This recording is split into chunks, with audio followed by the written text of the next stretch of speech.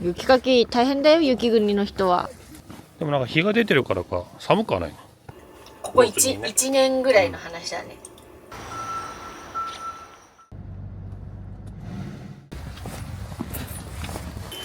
うちは意外ともつ食べれたよ。こんなにあれなの初めてだよ。これ内側のガラス。乾杯。マイナス12度。すんごいねここ。おお。八海山のスパークリング。ああ。今になって降ってきた。危ない。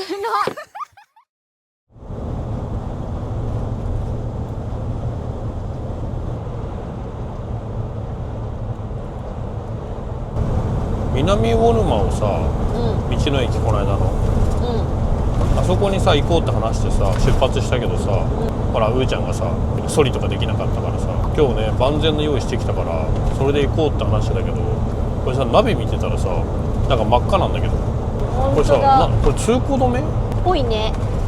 なんかさっきまで OK だったんだけどなんか通行止めになったっぽいよ。でさっきほらちらっとさ左側の看板みたいなさ電子版みたいなの見た時にさ、渋川伊香保からどこまでだってある、どっかまでが通行止めってなんか一瞬見えたんだけど、関越道が通行止めになることってあるの？雪って書いてある。ということはいけないってこと？ニュース見てると日本海側の方は結構な大雪みたいな感じだったじゃん。ああなんか上越の方とかでしょ。だからあれなのかな。こっちはほら渋川だからさまだ、ね、言うてもこの先に赤城とかさ、沼田とかさみなかみとかあるじゃん。あるある。そこまでも行けない感じだ。むしろその辺も雪降ってるのって思っちゃうよね。ね、見ての通りこの辺は何にもないじゃん。ないない。ただ風が強い日みたいな、これ場所変えないと今ナビがさ南オールマンになったまんまだから。どうしよう。どこ行く？でもこの感じだとさ渋川伊香保で多分降ろされちゃうんだよな。なかなかすごいね。そんなことあんだろうね。初めてだわ。だからまあ一旦とりあえず行けるとこまで行ってみる。そう行けるところまで行って、とりあえず渋川かなこの感じだと。そうね。一回渋川伊香保で降りて、それから考えないといけない。反対車線から向かってくる車がさすごいよ。そうなんかとんでもないリーゼントの人たちが結構いるんだよね。キャンピングカーの人も通ったけど、キャンピングカーリーゼントな上にもっとリーゼントだったよ。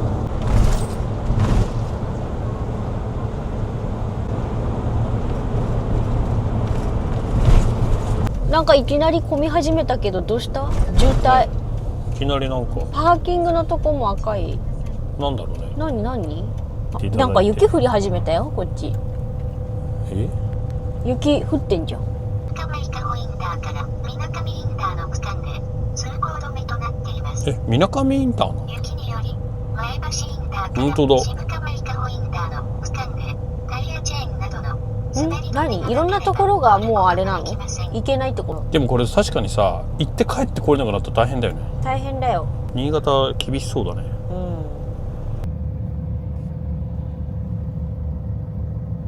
なんか雪降ってきたね結構ね。なんかすごい雪降ってきた。そしてなんかだんだん白くなってきた。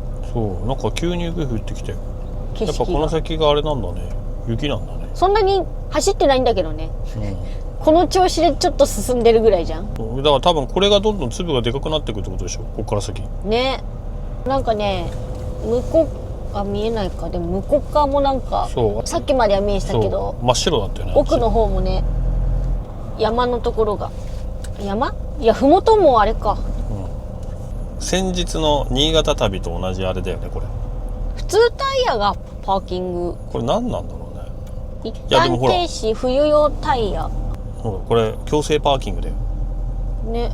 強制パーキング。これだと同じ強制パーキングで。強制パーキングだ。ちょっとよくわかんないけど、でも確認されなかったよねこの間ね。この間はね、この間なんか普通にさーってなんかパーキング入って終わったよね。知ってる。だから多分このまんまパーキング抜けられるんでしょ、スタッドレス履いてる人は。でただそれがなんかチェックしてから行くのか。下はこんな感じだよ。下は全然だよね。さあ今回は冬用タイヤチェックされるのか。なんかね黄色い人が確認してる。本当だ。今回タイヤチェッカーマンがいるね、この間いなかったんだよ。何そうって感じだったけど、ちゃんと確認してるね。ほら、そうなんだよねちゃんとタイヤのあれ見てるんだ。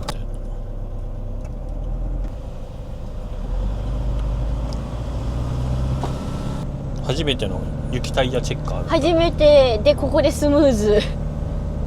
あ、なんか山のあっちがすごいね。本当だ。でも結局ね、この先ほら伊香保から先がさ通行け行止めだからないんだもんね。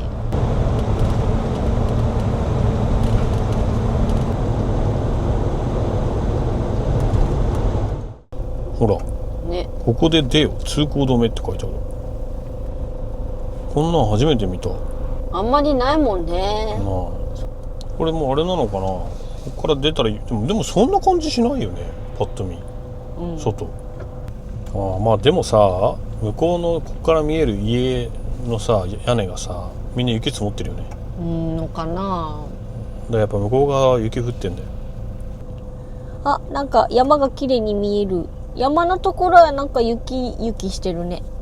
うん。そろそろ降りますよ。左側からなんか雪がバーってくるね。ね、急にだね。なんか天気の移り変わりが激しいな。なんかすごいね。吹雪いてんな。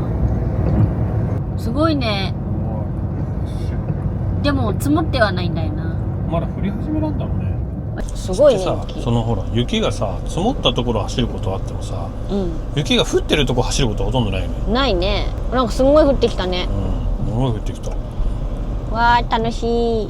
急にユッキーになった。でもちょっとさ、ちょっとなんか雪の跡残ってるからこの辺も積もってたのかな。ここ渋川だもんね。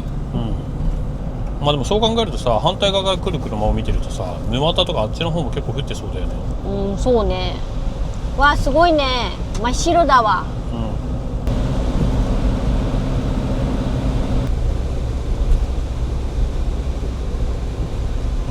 うわあ、すごい。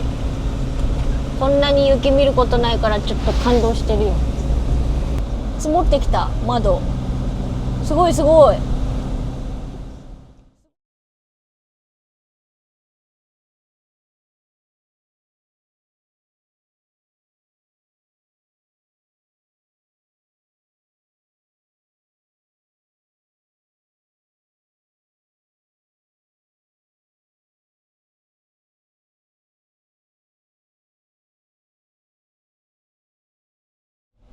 すごい綺麗。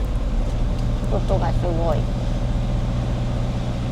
やっとちょっと進み始めた、ね。これじゃないよね。これじゃない。そうだよ。長い食堂行きたいんだよね、ちょっと。そう。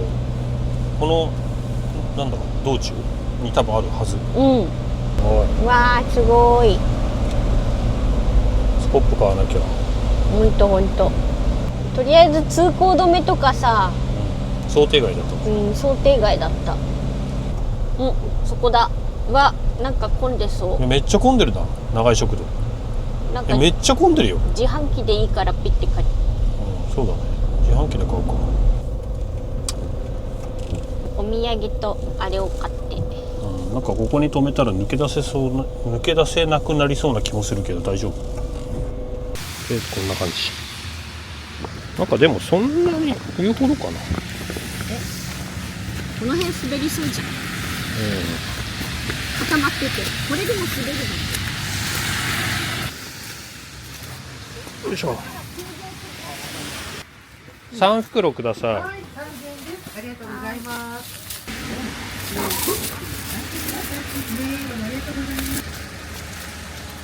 しまっちゃおう。おんちゃん頭。本当だ。無事に持ち帰り3つ買いました。混んできたね。混んでるね。てかこの天気でもやっぱ人気なんだね。めっちゃ並んでる。そう、すごい並び始めちゃった。こっから先の方がもうより雪が多分すごい、あると思うから気をつけないとね。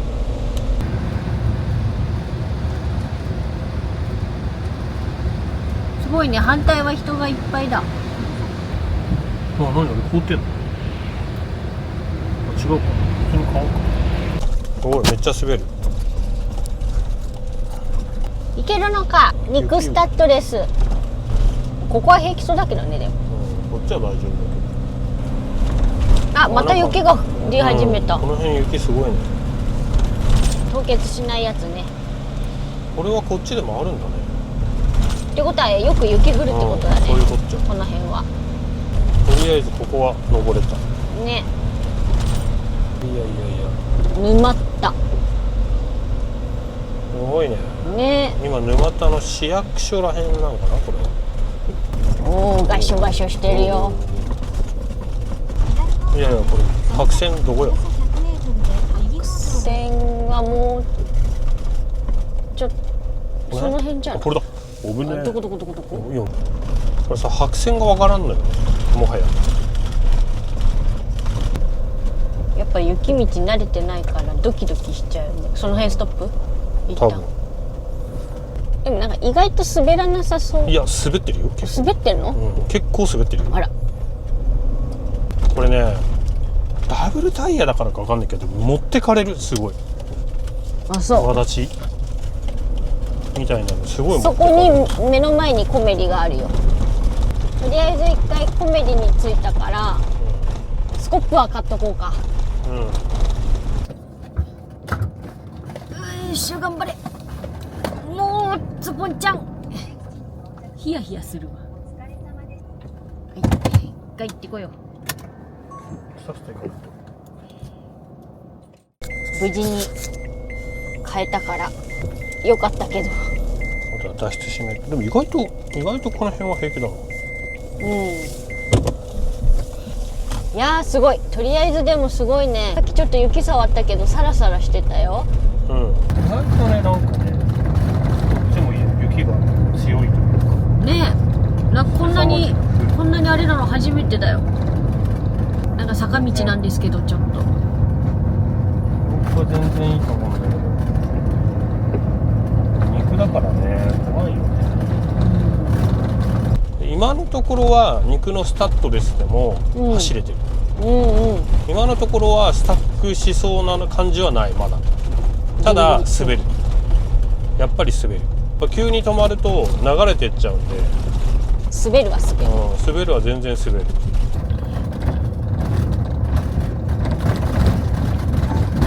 すっげえ真っ白だね。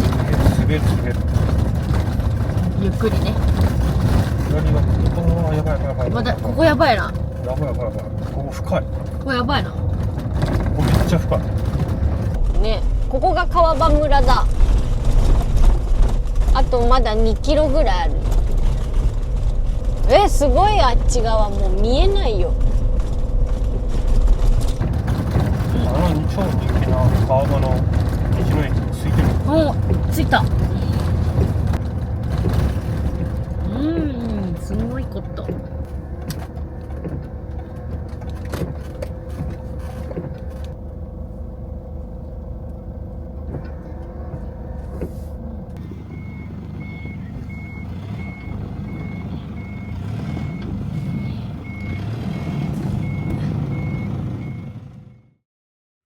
よし、じゃあ行こう。ソリも持ったし。じゃあ行けよ、うちゃん。雪すごいな。今更だね。何される？あ、ママは全身ワークマン。雪だらけだ。こっちかな。パパ引っ張ってあげる。どうぞ。これが一番怖いけどね。だって終わっちゃう。こうやってちょっと待って。準備はいいですか。よーいドン。す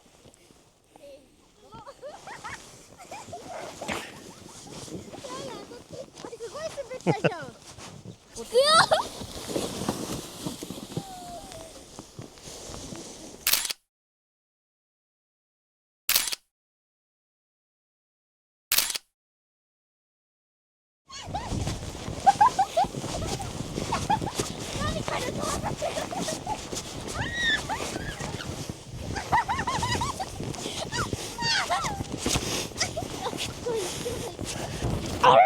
でもうーちゃん全身ワークマンでいけたね。おお、足埋まるわ。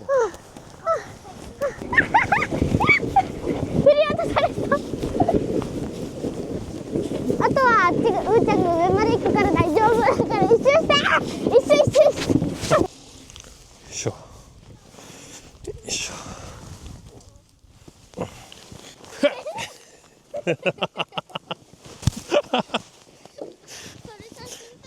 すごいね、凍ってる。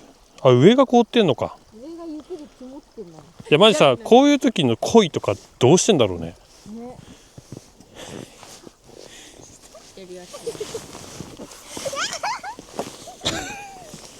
引っかかったな。うーちゃんはまだ何にもできてないぞ。いや寒い。もうね、あっという間に雪がまた降ってきて寒い。ボンちゃんも雪が乗ってるね。あ、ワイパーあげなきゃ。雪積もっちゃう。よいしょ。バッグの中やめてよ。機材入ってるの。さっきからうーちゃんが投げまくってる。すんごい真っ白。よいしょ。無事帰宅だね。冷えました。ね、いやー、車内温度はでも 17.8 度だね。外は多分マイナス3ぐらい。今日でもあれだよね、初めてだよね、マルチをあれしてるの、ヒーター入れて。まさかのね、このハンガーにするって、ハンガーっていうか乾かす。 FF ヒーター入れた。あったかいもん。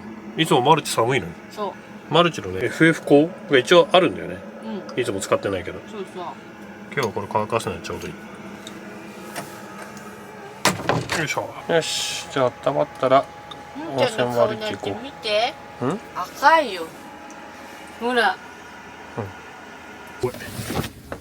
よっしゃ、行くぞ。よし、行こう行こう。気をつけてよ。ゆうちゃんこけそう。すごいね、雪が。うん。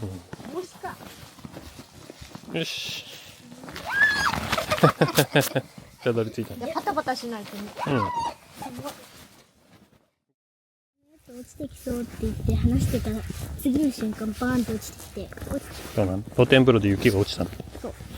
それはすごい。よし、じゃあ車戻りましょう。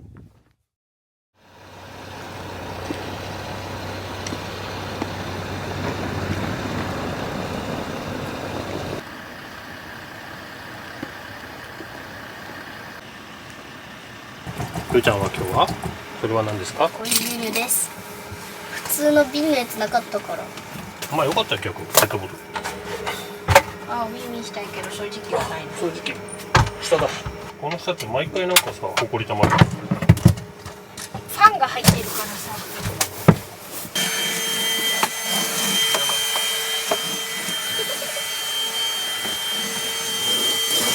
今日ママあれやるんでしょ？長い食堂そっちで。そうなの。ママは長い食堂やると。これに入れるんだ。あ、すごい。もう匂いがね、焼きりんご。香ばしい。あ、匂うね、リンゴ。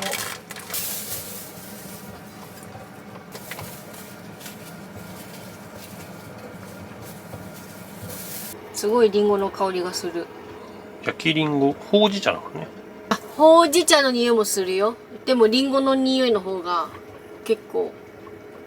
あ、思ったよりかそんななんか混ざってないな、味が。濃い味ではない。意外とさっぱりしてる。うん。でも風味はすごいある。香りはもう本当に焼きりんごほうじ茶。そうね。うん柔らかい味な気がする。これあれでしょ？今日道の駅で買ったやつでしょ？そうそう。椎茸と油菜。油のだって、ママ油の知らないから。あ、それ何？生揚げ。あ、いいじゃん。生揚げっていうそれだ。の。じゃ、これとこれ全部炒めちゃおうかな。あ、いいんじゃない？うん、美味しそう美味しそう。ね。なかなか衝撃だよこれ。今日の外気温、現在温度マイナス2度、体感温度マイナス5度ですって書いてある。ここからずっとマイナスらしい。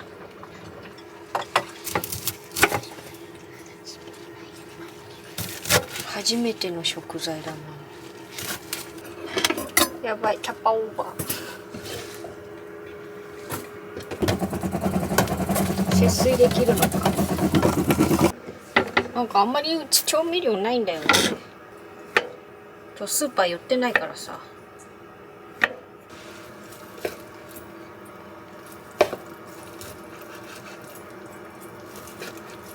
でもごま油。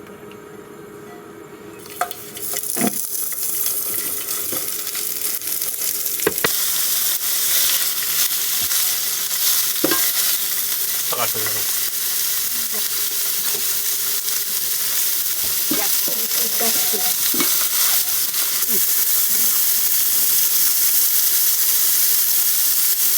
美味しい。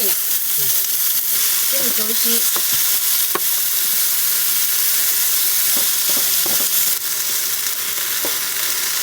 これそれっぽくなってきてる。油菜を入れて。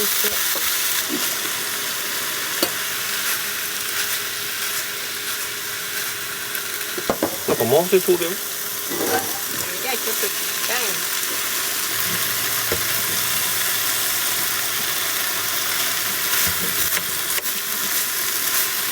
もつ煮再加熱。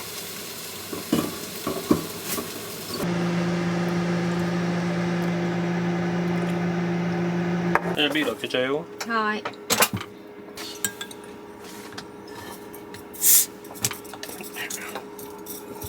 いいんじゃない？今日のご飯出来上がりました。パパが作った野菜炒めと炒めただけでこうパパ混ぜてただけだよ。長井食堂のもつ煮とはい健康的なご飯、美味しそう。あと川場のビール。はい、じゃあ乾杯。乾杯。お疲れ様。じゃあお疲れ様です。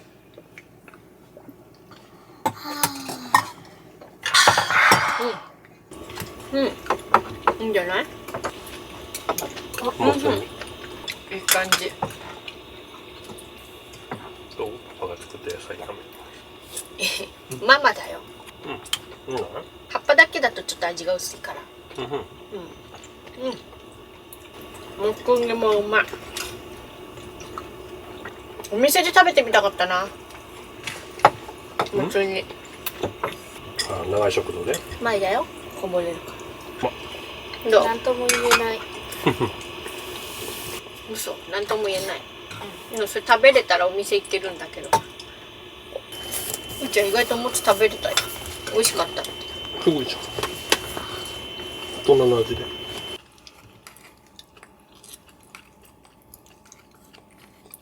大人になってやっともつが最近だね食べれるようになったの。これがやっと食べれるようになった。ここ 1年ぐらいの話だね。あ、今日のコメントテーマは大人になって食べれるようになったもの。ああ、そうね。子供の時食べれなかったけど大人になったら食べれるようになって美味しく感じるようになったもの。うん。ビールとかも絶対そうだよね。なんか年を取ってくるとなんかビールがうまいなっていうのが分かってくる。苦味がなんか旨味に変わってくるのかな。コーヒーとかもよりそうかもしれないな。でママはここ最近で言ったらもつ煮だよね。うん。ものによるけどね。あいつはすごい全部食べてる。パパも子供の時っていうかあんまり好きじゃないけど頑張って食べてよかったなと思ったのはカニだね。ここ最近だと最近カニの美味しさが分かってきた。はい、ということでね、今回のねコメントテーマは大人になって食べれるようになったもの。ぜひ皆さんコメント欄で教えてください。よろしくお願いします。よろしくお願いします。おーちゃんはまだだね。節水しなきゃだからね。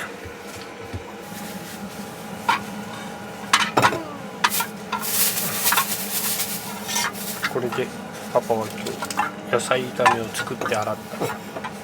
洗ってないよ。もう洗ってるよ。それ洗ったって言わないよ。うーちゃんロボット。うーちゃんロボット。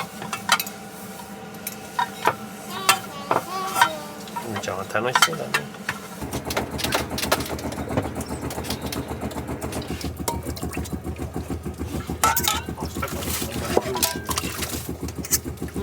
洗い物がないけん。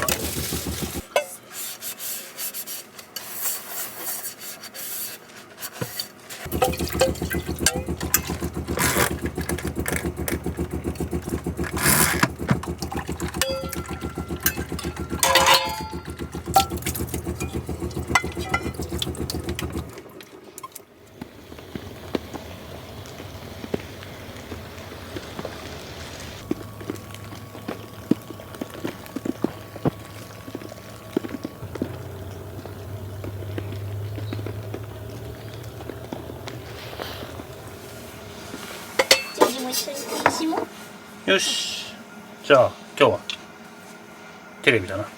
久々にモニターを使うよ。このねポージングはねプロジェクターだけど、この動画ね先日お伝えしたサブチャンネルうーちゃんちうーちゃんちの1回目の動画。ちなみにねこのね BM はねディーゼル4駆なんで、スタッドレス履いてれば多分ボンちゃんよりも雪強いよね。残念ながら履いていません。そうなのでお留守番です。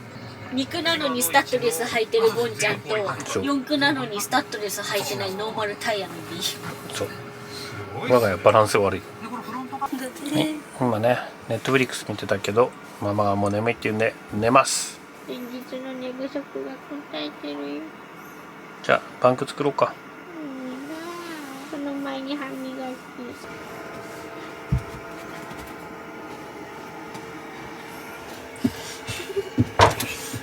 元気だねおいちゃんは。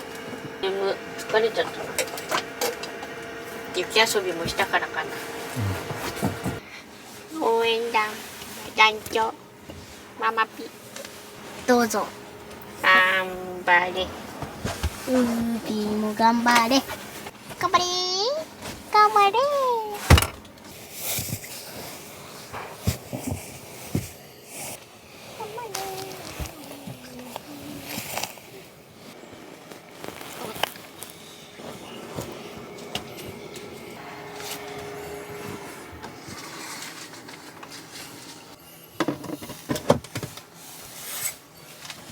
参拝するらしい。バンクの神様。バンクの。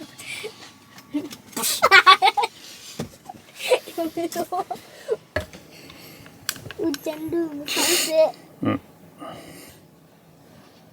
じゃあおやすみうーちゃん。じゃあおやすみなさい。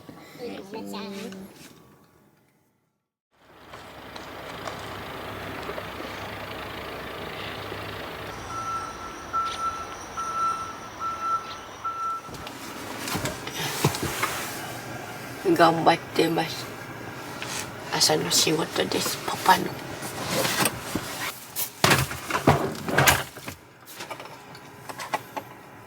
あで最後に。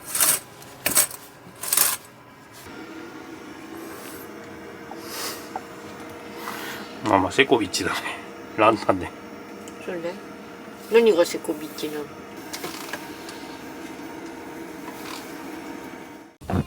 じゃあ行こう。ほらすごいでしょ。かいいな。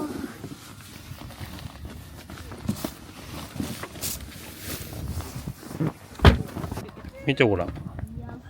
ね。眩しくない？曇ってるでしょ。ほら晴れてるね。晴れてる。反射して結構眩しいよ。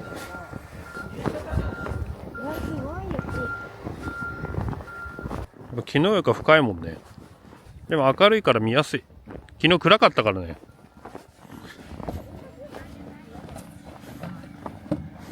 まあうーちゃん見て、これ絶対凍ってるこれ。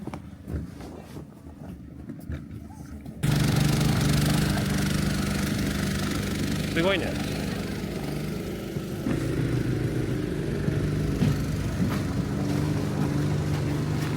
やってない？でもなんか日が出てるからか寒くはないの。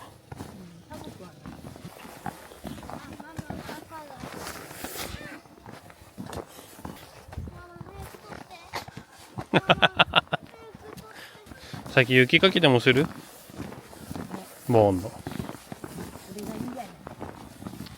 応援してます。見てます。いっぱいだけど。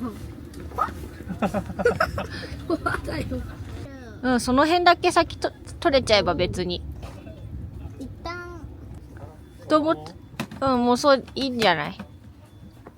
それで。あと動いたら落ちるし。彫刻みたい。ウケる。それで痩せてね。ここぐらいまでならね、そう全然出しても。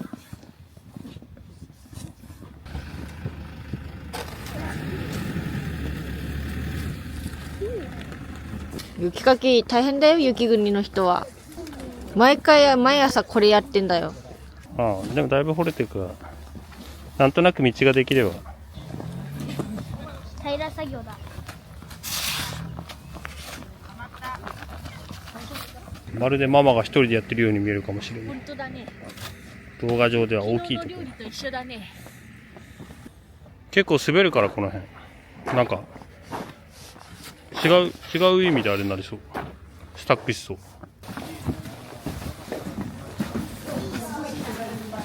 よいしょ。最近パン率高いね。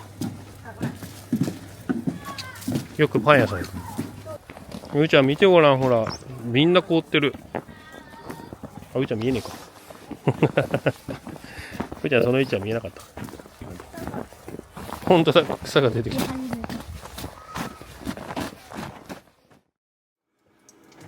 よし。まずは。いっぱい買ってきた。何食べんの？ママ先これ。固めれるやつ。さっきのなんちゃらドッグ。分けました無事に。やむことなくずっと雪降ってんね。でもさ、もう道路見えてるよね。昨日何も見えなかったもんね、道路。やっぱこう除雪してくれてたおかげでありがたや。でもまた積もってくるから見えなくなってきちゃう。まあね、量にもよるね、雪の。黒いのはうーちゃん食べたくないって言うからパパのところに入れとけ。なんかもう一個ぐらいちっちゃいのやけど、そういい感じで焼けてるね。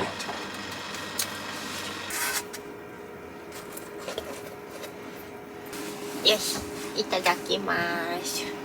ママはヒレカツドッグ。美味しい。食べてみてください。美味しい。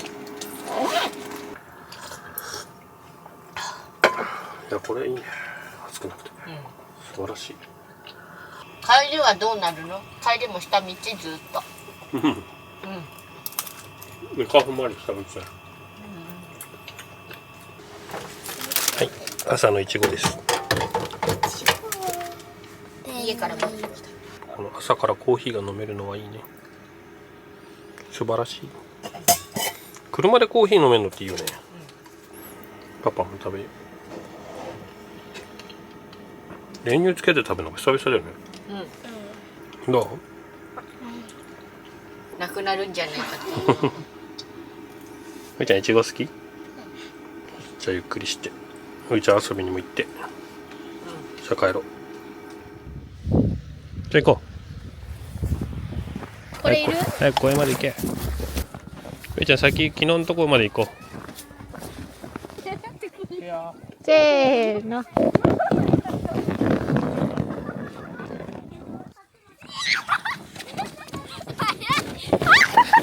危ない。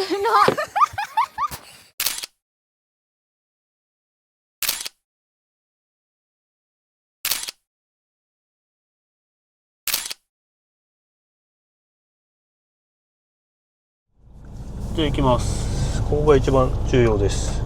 一応雪かきしたけど出れるかどうか。まあ、意外と滑るけど意外といけるね。頑張った。ただね、うちもう壁面壁だから下がれない。オッケーオッケーオッケーオッケーオッケー。よしよしよし。いい感じです。すごいね。わお。なるほど。車がちょっとなんかこう半分傾いてる感じだね。そうね。おお。多分持ってかれる。いやすごいね。昨日よりかはいいけどにしても凍ってるね。ここでこんなに雪すごいんだ。新潟とか多分やばいでしょ。ね。おお。すごいね。めっちゃ滑る。やば。悪路。すごいね。でも真っ白。ほんと真っ白。もうすごいよ。お外やばいもん。こんな中運転するとは思わなかった。これさ、ところどころボコボコしてるのこれ何だ？マンホールだね。マンホールか。なんかすげえボコボコしてるのしづらい。開けてんじゃない？どういうこと？か熱で開くのか。このマンホールに上がって下がってする瞬間が。やばいやばいやばいやばい。もうちょっとマンホールじゃないとこ行きたい。やだこの道。ここはやだな。これもう日陰やだな。滑る。滑りすぎ。滑る。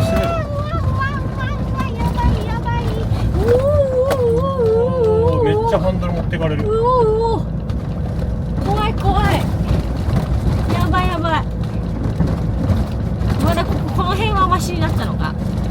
やいやいや、すんごい。わだっち真ん中になっちゃってるね。待ってくれてる。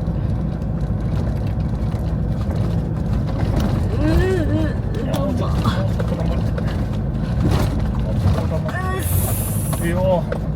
いや、今の道やばかったね。怖い。後ろからスタックしてんじゃない？え、もしかしたら。えいやいや、でも怖いよ、今の道。結構ボッコボコだったよ。大丈夫だったのかな、後ろの車。そこまたボコッとするかんね。あ、よくこれでさ、バスが入ってくるわ。すごいね。すんごいよ。いやいやいや、これは怖かったな。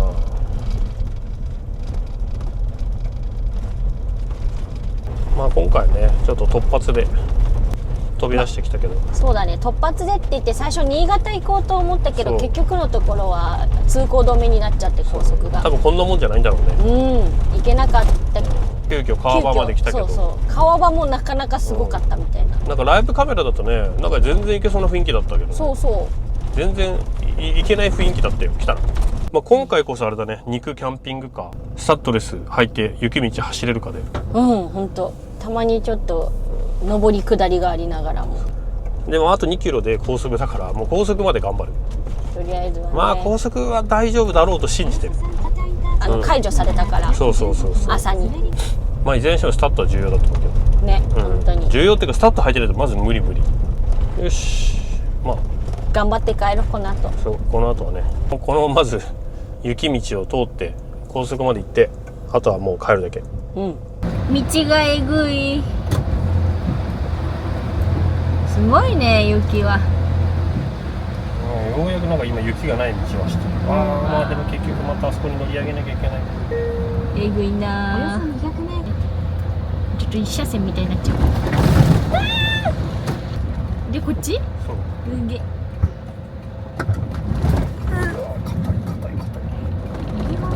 えぐい。なるほどね。一車線も潰れてるんだ。えぐいえぐい。気をつけて、ここ。だいぶ走るね。でも高速。うわー、いやー、厳しかった。ありがとう、道路を整備してくれてる人たち。ヒヤヒヤした。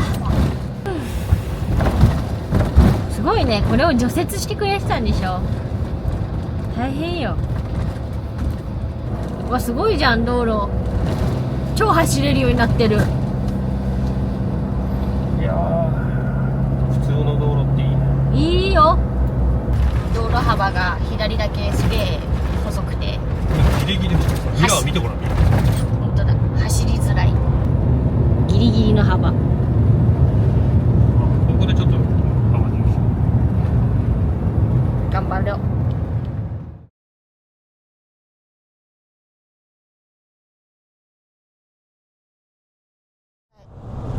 はい、皆さんこんにちは。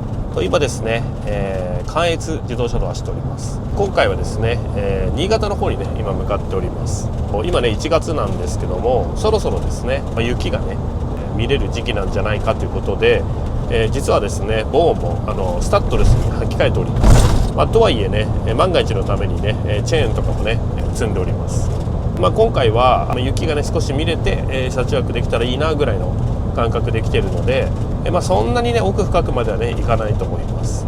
逆にね、ちょっと雪が見たいとかね、少しこう雪遊びしたいとかっていう方ねのね、参考になればねいいかなと思っております。スキーとかやられる方はもう積雪が多いところに行くと思いますので、そういう方はね、この今からね僕らが行くようなところはもう多分普通に通過してるぐらいのレベルだと思います。で我が家の車はね、キャンピングカーの後ろのね駆動しか回らない、肉のねタイプになってますけども、それにスタッドレスタイヤ、ダブルタイヤなんで実際はね、スタッドレス6本入ってます。で駆動もね二輪ダブルですね。でちょっとね、一般のね乗用車の構造上違うんですけども、肉のスタッドレスということで、どんな感じでね走れるかっていうのもね参考になったらいいなと思っております。ということでまずはですねこの関越自動車道で、新潟方面に向かっていきたいと思います。雪。沼田の方に来たら雪がすごい。一気に雪さっきまではそうでもなかったのに。この群馬から新潟に行くまでのあのトンネルだっけ、通ったらもっと真っ白なのかな。雪雪だよ、雪。パパの景色で、この後ですね、水上インターを越えて、その先がね新潟になります。なので水上インターから先にね、あの長い関越トンネルがあるので、それを越えるとちょうど新潟県といったようなね感じになってます。わあ、真っ白だ、山。すごいね。ういちゃん、山真っ白だよ。はい、でここからですねトンネルがね始まります。川上トンネル、長さ 190m、 まず短いトンネルがあって、でこの後ですね、本茶のね長いトンネルが来ます。今見えてるこの景色は、これは群馬かな、まだ。でこれ谷川だっけ、ここまで群馬なのかな。ちょっとね県境がね僕もねいまいちどこだか分かってない。はい、でここからですね、今ね湯沢のね標識が見えたんですけど、この後ね谷川岳パーキングを過ぎたら長いトンネルになります。でそのトンネルを抜けた先に新潟県ということで、おそらくこれよりもより真っ白な世界が広がってるんじゃないかなと思います。はい、でここからですねトンネルですね。これ今ね左側に見えてるのが谷川岳のパーキングでした。でここからですね関越トンネルに入ります。でねこれがね、約10キロぐらいですねありますので、これを抜けたら新潟県という感じになります。はい、ということで今ねトンネル入りました。ちょっとねトンネル入ってからね景色変わらないんでね、またねトンネル明けから動画撮りたいと思います。はい、ここからね新潟です。雪。もうすごいね、真っ白具合が全然違う。雪よ、雪。すごい雪。向こう側がね真っ白すぎて、てか左側の雪の壁がすごいね。雪壁がね。今ここからね湯沢町ですね。いやすごい綺麗だね。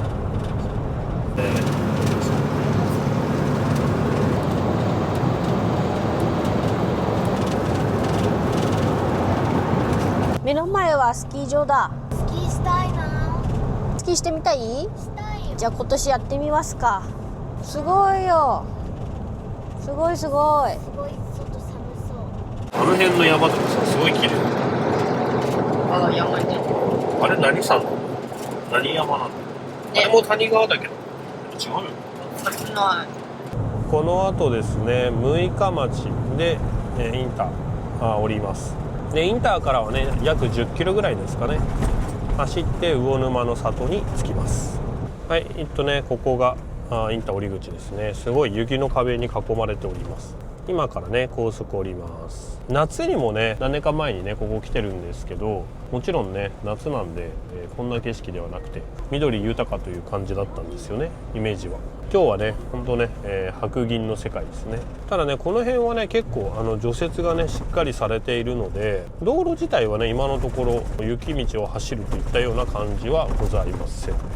いやでもすごいね、やっぱ真っ白だね。いずれにしてもねこんな雪々してるところに我々はほぼ来ないので、ほぼ初体験ですね。今ですねインター降りてから少し走ってきたんですけど、あとね約5キロぐらいで、魚沼の里っていうところにね到着します。八海山のね日本酒が売ってるところですね。画面で見えてるかと思うんですけど、雪がすごい、除雪もすごい。道路と歩道はさしっかりこう除雪されてて、こんなに雪が残ってこんなに雪が積もってるのにもかかわらず普通に走れる。でこの後ですね少しねこのまま走っていくんですけども、こんなにね極端に細い道がとかは確かなかったと思うので、意外とこんな感じで行けちゃうかなと思います。ちょっとこうね、予定では道路がね雪が残ってて、でも肉でも走れるのかみたいなところを撮りたかったんですけど、なんかねもしかしたらそういうのはないかも。こんなに綺麗に除雪されてる。なので、意外とね今のところは雪が怖くて運転できないところは出ておりません。これだからさ逆にさ歩く時のが怖いかもね。ズボッとはまっちゃいそうで、なんかほら分かんないじゃん、側溝があるかどうかとかも。ね。はい、もう間もなくですね、魚沼の里に到着します。ビールのねブルワリーとか確かあったよね。これやってるよね、そういえば。やってるかどうかは調べずに来たんで多分やってると思うんだけどね。で場所的にはここなんですけど、駐車場が空いてるね向こう側も。よいしょよいしょ。よし、まあ無事にね到着したので車止めてね、向かっていきたいと思います。さあ行きましょう。こんな感じです。辺りは雪。でも思ったよりは寒くないかも。あ、そう？パパは寒いよ。どう？冷たい？硬そうだね。あ、そうでもないじゃん。でもあれだね。ほら、雨とか冷た。さあ、うーちゃんめがけて。惜しい。近い。よし、とりあえずね、ご飯を食べ行きます。あれでもさ、そこもやってんじゃないの？そこ蕎麦屋さんだ。パパは蕎麦屋が良かったけど。ここね、関東味とかそれ系の出汁を食べた場所だと思うけど。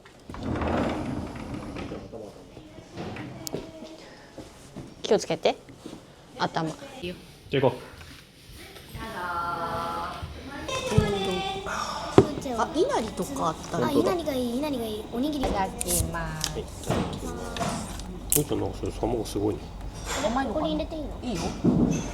これが何？薄口。これが薄口。出汁が効いてるやつ。こっち濃い口。そっか、別にパパこれにつけて食べるのもいけるのか。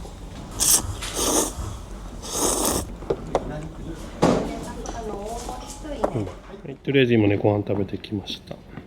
でこの後ねもう少しね魚沼の里をね回っていきたいと思います。何？あいつはやるよ。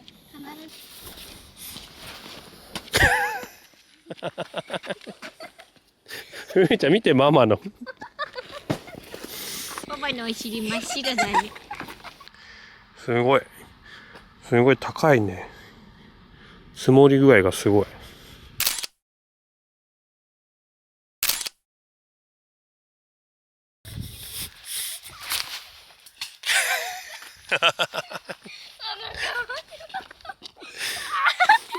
冷たい。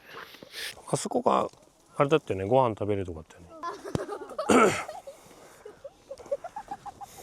悪ガキうーちゃん。よいしょ、じゃあ行こう。あ、スロープ使えるじゃん。階段がダメなのむしろ。多分ここ階段じゃなかったかな。景色がすごい綺麗です。よく見るとさ、これ屋根でしょ、これ。すんごい積もってんね。うん。よし、とりあえず着いた。おしゃれ。じゃあここから一回戻って向こうのね魚沼の里の方に行きます。向こう側は日が出ててこんな感じですね。早く歩け。ねえ君たちは早く歩きなさい前見て。だってさ、パパ。やめさいって。こちらね八海山の雪室の方ですね。夏はね全然違う景色だったけど冬は冬で真っ白。雪がねこんな積もってるんですごい。屋根もすごいいっぱい積もってる。それ買ってく？いいよ。3人分。うん。あと野菜とか買える。いろいろ買って行こう。はい、今ですね魚沼の里を出発します。天気はねすごい良かったんですけども雪はねやっぱりねたくさん残っております。で結構ねやっぱ積雪の高さがねありますのでこの歩けそうな道以外を歩こうと思うと本当ね足が埋まっちゃうような感じです。でね今回もですね、日本酒のところね寄ったんですけども前回とね違う日本酒も結構並んでて今回日本酒のスパークリングを購入しました。雪景色がすごい綺麗なんです。これはやっぱりね、この時期にねここに来ないと見れない景色なのでその点はすごい良かったです。でこの後はですね一旦ちょっとね買い物行きます。ここでもねそれなりに買い物してきたんですけどもやっぱね夜ご飯全部っていうね量をね変えたわけではないので夜ご飯とあとはね明日の朝ごはん少しね、購入できればなと思ってます。それからですね温泉どっか探していってでどっかで車中泊しようかなと思ってます。なかなか見ない景色だからすごい。山も近いな。はい、今ね、買い物が終わりましたので、これからですね温泉の方に向かっていきたいと思います。で温泉はですね意外とね今探したらこの辺ねなくてですね、今ね南魚沼っていうところにいるんですけど、魚沼市の方に今から少し向かっていきます。ここからね17キロぐらいですね。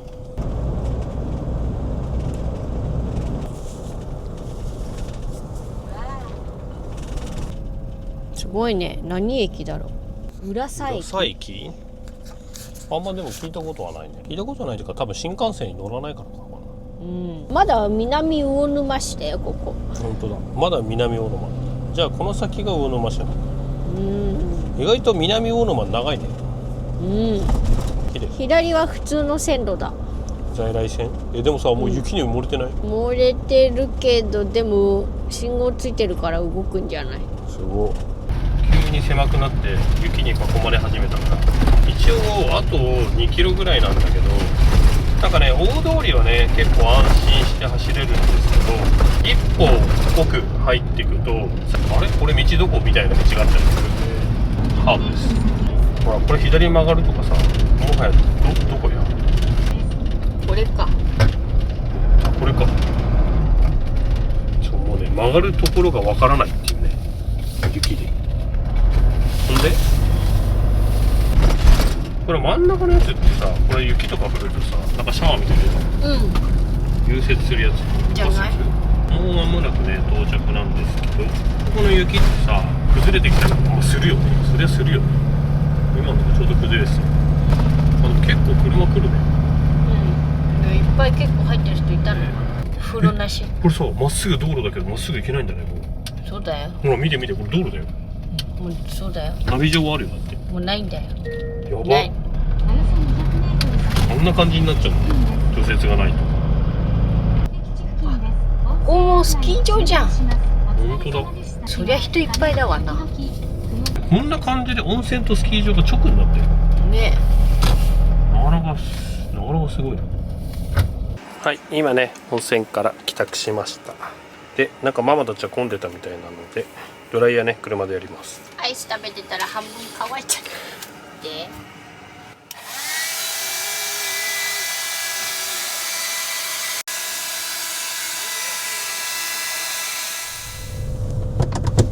結局ここスキーやってる人多かったな。スキー場の隣だけあって、で、この後はすぐ近くにね道の駅湯の谷っていうところがあるんですけども、そこよりもやっぱ南魚沼の方がなんかいろいろあって面白そうなんで、明日のことも考えて南魚沼に行こうかなと思います。ここからねだいたい30キロ弱、そんなにね、距離もあるわけではないので、どうせならね下道でね走っていこうかなと思います。ということでね、ここからねのんびりとね下道で南魚沼までね約40分50分ぐらいかな走っていきたいと思います。はい、今ですね道の駅のね南魚沼近くに来たんですけど、スキー場がね右にもね左にもあってすごい綺麗です。ライトアップされる。僕ら本当にスキーとかやんないんで、ママはゼロ、パパは1回、うーちゃんもゼロなので、夜のスキー場とかね初めて見たよね、あんなライトアップされてるの。でもこれやっぱり左と右でそれなりに距離あるから違うスキー場なんだろうね。この辺は塩沢っていうとこの駅の近くですね。結構あれなのかな、みんなスキーとかやるのかな。どれぐらいいるんだろうね。結構いるんかな。毎年のようによくスキーに行く人もいるだろうけど、その逆で人生でまだ0回という方、ぜひですね、コメント欄で教えてください。もう間もなくですね、到着です。すごいね、スキー場がねもう1個増えてね3つになった。3つに囲まれてる。あ、そうこうしてるうちにね到着ですかね。これね曲がるところがね雪が多すぎてどこが曲がるのかよく分かんないんですよね。これは雪国あるあるなのかな。これだな。これはでかいからよかったね。さっきの温泉とかさマジでどこが曲がるのみたいな。お疲れ様でした。この後のあ、ここか。ここが道の駅ね。ああ、この辺もあれだったんじゃない？ 30% です。そうだね。やっぱ駐車場ちょっとないんだね。こっちはもう雪が、多分この辺も駐車場だったかな。うん。はい、無事にね到着したんですが、目の前がね、見ての通り雪の山です。意外とね駐車場が思ったよりかね表の方がね埋まってました。でいいよね、僕らね裏の端っこの方に来ております。で目の前がねこの雪のゾーンっていうのはねあんまり人がいなかったのでここに止めております。はい、ジョージとウージです。ティッシュがやってきた。我が家はティッシュここにもつけてる。こことこのね1個置いてる、普通に両方ともねムーンアイズね。もしかしたらね今日の動画で気づいた方いらっしゃるかもしれないけど、ボンちゃんのミラーの下にムーンアイズのサイコロが今くっついております。そう、取り付けはねちなみにこんな感じでマジックテープにしております。バリバリです。こんな感じでね合うようにしか合わないんで、よいしょ。はい、 OK です。ということでご飯作りに入ります。今日はこれを焼くだけだよ。今日のご飯はこちらです。これ魚沼の里で購入したね味噌漬けのもち豚になります。これ前に買ってね食べてたらねすごい美味しかったので、これを今回3つ買っております。なんかねこれいっぱいあるよね。ローストビーフとか売ってたよね今回。出た。でも高かったね。そう、ローストビーフね5000円ぐらいするんですよ。超高級なんでうちはねこれにしました。これでも美味しいですよ。ちなみに今何度かっていうと室温がね 22.5 度、湿度 33% です。車の中だいぶあったかいね。ただ外の気温が何度かっていうと、ここね南魚沼1度です。1度。は？寒い。寒いの？それぐらいね今外寒いです。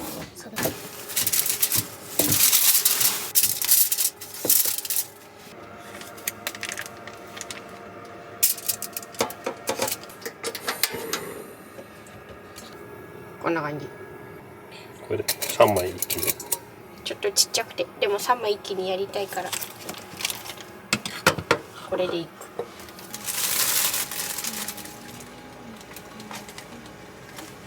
うーちゃんはちょっとでいいよ。はい。で私は見てください。大体こんな感じ。そういえばさ、これぐらい？あ、ちょっと。もうちょっと。これ買ったね。やだ。いいよ。ぶどうジュース。はい。こちらですね、先ほどのね魚沼の里で購入した南魚沼の山庭からというねぶどうジュースになっております。ご褒美ジュースみたいな感じなのかな。これね南魚沼産のねカベルネソービニョンっていうやつらしいよ。ぶどうジュースです。これまた後ほど飲んでみたいと思います。まだまだ時間かかる。はい、ういちゃんねお米食べるっていうんで電子レンジ使います。で使うからインバーターね使っちゃいます。あらなになになに。なんかバチバチしたよ今。あ、なんか入ってる。バチバチ事件です。危うく火事でした。後ろ焦げた。原因はねこれです。これがねママのさ目線からだってここ見えないのに。ママの目線からだとね実はね見えないんです。皆さんもこれ気をつけてくださいね。男の人はねこの高さ多分覗ける。パパの目線だとねこんな感じなんで、ママの目線だとねこんなもんだからね、確かに上の方が見えない。この辺のものは見えるけど何事もねなくてよかったです。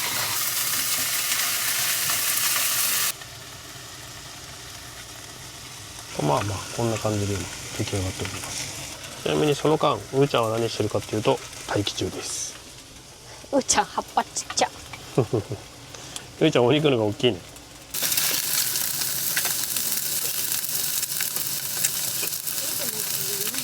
はい、今日のねご飯できましたので軽く紹介していきます。まずね魚沼の里の先ほどの味噌仕込みかと、そう白子ポン酢、さっきのハラシンっていうスーパーで売ってたやつですね。あとはこれあれでね普通にセブン、これねドレッシング、これ使いたかったんですよ。これも実はね先ほどの魚沼の里で購入したドレッシングで、八百屋の厳選素材のドレッシングで、なんだこれなんて読むんだろう、半5平米。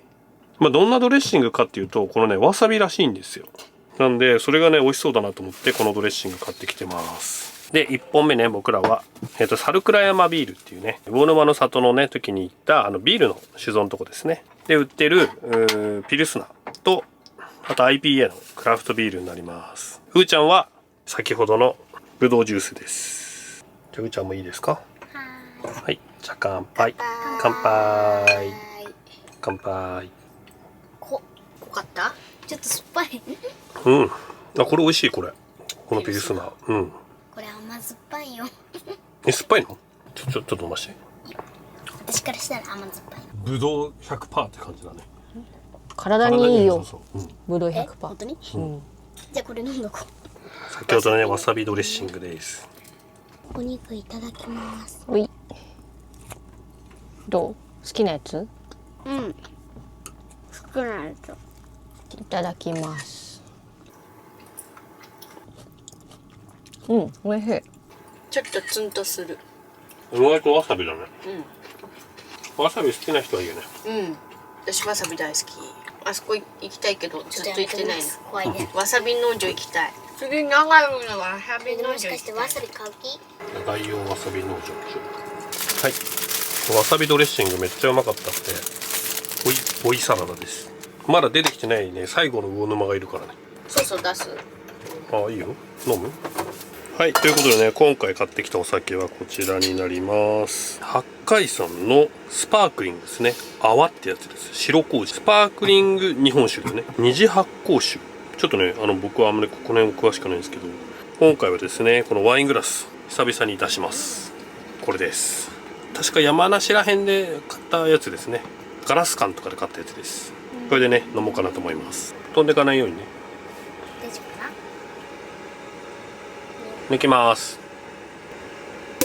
おお。ね、大丈夫でしょ。でもなんか普通にスパークリング。こんな感じです。あ、でもやっぱちゃんと泡だね。おお。美味しそうだね、これ。日本酒のスパークリングです。おお。はい、乾杯。乾杯。いただきます。あんまり甘くないね。飲みやすいかも。あ、すごい飲みやすい、これ。日本酒をスパークリングにしたら確かにこんな感じかもしれない。ほら、よくさ、あるじゃん、いろいろ。で、割と甘めのテイストとか多いけど、これはね、甘くない。ご飯に全然合うよね。うん。ご飯で食べれるやつ。うーちゃんもワイングラスで飲みたかったみたいです。これね、プラスチックのやつです。さっきも一本飲んだからね。大きいの買えばよかったね。それでいい、それでいい。大きいのも売ってたんだよ、本当は。乾杯。はい、乾杯。いや、うーちゃんの乾やつ。杯。なんか色がさ、ちょっと渋そうじゃん。ああ、まあでも本当ね、ぶどう100って感じ。うん。うまっ。美味しい。本当にママ飲んでみればいいんだよ。飲むから半分のうーちゃんの顔。ちなみにうーちゃんのはジュースです。うん。もうちょっとお酒を楽しみます。よし、じゃあ寝ましょう。今ね、バンクベッド作ったんですけど、今日はね、この後ね、かなり寒くなるみたいなので、明日一日だってなんか雪っぽいよね。うん。朝からも雪マークに変わってて、今はね、車の温度はね、21度あるんですけども、多分外気温もマイナス2度とか3度とか世界だよね。意外とバンクベッド寒いんだよな。そう。だからね、ちょっとちゃんとね、お布団入って寝てね、うーちゃん。はい。ということで寝ます。うーちゃんもおやすみ。はい、じゃあ皆さんおやすみなさい。はい。おはようございます。今ね、室温がね、18度ぐらいだね。結構夜中下がった。今日は寒くなかったよ。あ、そう。バンクが。で、今外の外気温が0度ってなってるけど、体感マイナス4度って書いてあります。まあね、多分それもそのはずです。なんとね、今外どうなってるかっていうと、外はこんな感じです。めっちゃ降ってる。そう。なんかね、僕6時過ぎに起きたんですけど、その時は全然降ってなくて、今ね、8時ちょっと過ぎなんですけど、2時間ぐらいでね、こんなに降ってた。まだ降り始めなのかな、でもね、粒が大きいです、氷の。今年初の雪です。雪が降ってる。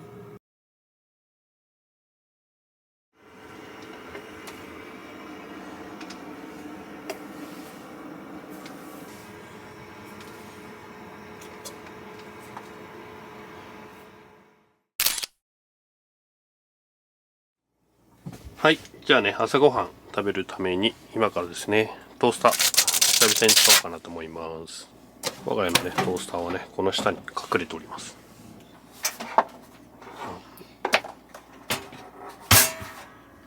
日はね、ポタテ持ってきてるんでね、ポタテンでトースターとケトルもね使おうかなと思います。はい、トースター。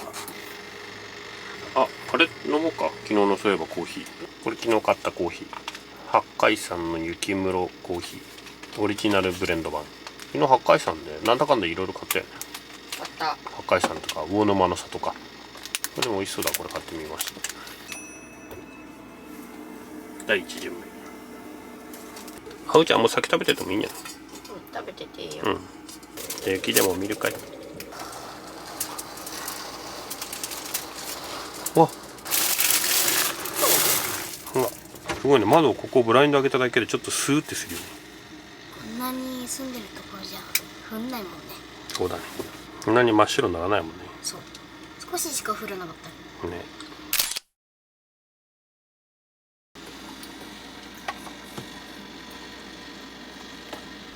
でもこれなんか香りがいいね。ひたひたかもしれない。降ってきたね。降ってきた。また結構今になって降ってきた。いただきます。めちゃめちゃ食べや。もう雪。切ったにしては中スポじゃない？なんかクールな。なんかでかいよね成人式でしょ今日。雪。こっちの人たちって本当でもあれだよね。成人式イコール雪なんだろうねもう。ね、もうだから車だろうね移動は。うん。よしよし。寒い。今からね道の駅に行きます。もう降ってないねでも雪ほとんど。やんじゃってる？あでもチラチラチラ。すごい真っ白。向こう側がすごいね。ね。こっちも真っ白だけど。ママについてて。昨日ねうーちゃんが気に入ったジュース見つけたから。枝ジュースね。大きいのがあったよ。じゃあ大きいやつ買おう。大きいやつ。しいたけでかっ。買ってくしいたけ。しいたけのステーキだな。これぐらいでもいいか。うん。とうもろこしのまんまのポップコーンってたよ。せっかくなんでね隣に公園があったので公園に行こうかなと。すごいね真っ白。そこから上がれんの？ちゃんとママの後ろについてってね。うわすごっ。うーちゃんどんくさいか。おてて。はいゴーゴー。そうそうそうそう。よいしょ。うわすごい。すごいほら。あ、うーちゃんダイブしていいよここ。やってみて。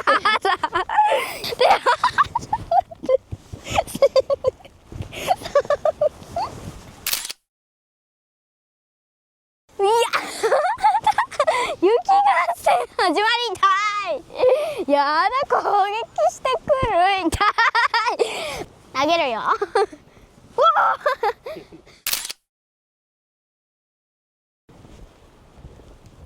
この辺でいいんじゃない？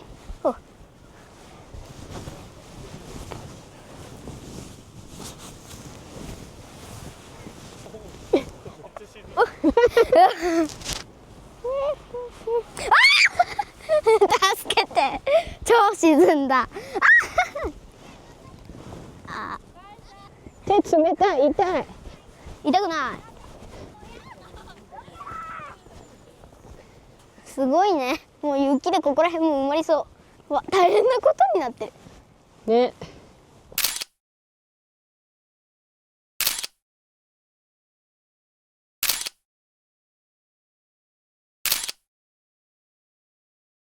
はい、今ね雪遊びしてきてうーちゃんもママもパパなんかもすごいほら真っ白だもん。違うよ。だってパパ一人だけさ。カバンも真っ白。違う、一人だけ君ちゃんとした装備してたから。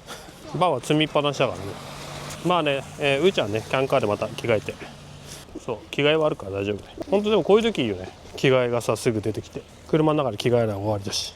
また来よう。また今度はあれね、ちゃんと装備整えて決戦し。そうだね顔。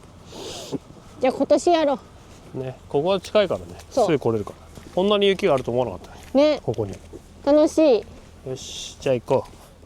車に戻ります。はい。いいよ。ズボンは後で。乾くやろ。うん。先に。足ウケる。はいな。うーちゃん体温高いからなのかな。わかんない。寒い。よし、じゃあ無事にね車内戻ってきたんでちょっと着替えたりなんだりします。はい、お外から帰ってきたら手で洗ってください。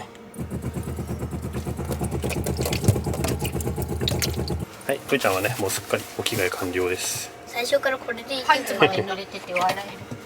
はい、パパもね全身雪だらけになったので着替えました。濡れていません。あんだけはしゃいでたのに。すごくない？ここね南魚沼の横の公園がね結構遊べたから雪でまたね、近々来ようかなと思います。ここだったらすぐ来れるし、フラッと来れるな。そうそうそうそう。やっぱね白馬行くとかになるとねもうそれなりに気合を入れていかなきゃいけなくなっちゃうから、妙高とかさ、うちらの遊び場スポットだねここ。そうそう。いいね。あらまたサラサラ降ってきたわね。あ、降ってきた、ということでここからね帰宅に入るんですけども、ついにですねキャンピングカー肉スタッドレスで行けるのかどうか実験が嫌でもされます。昨日はねもうそれ多分ないだろうぐらいに思ってたんだけど、まさかね今日こんな雪降ると思わなかったから。今雪の音してるほら。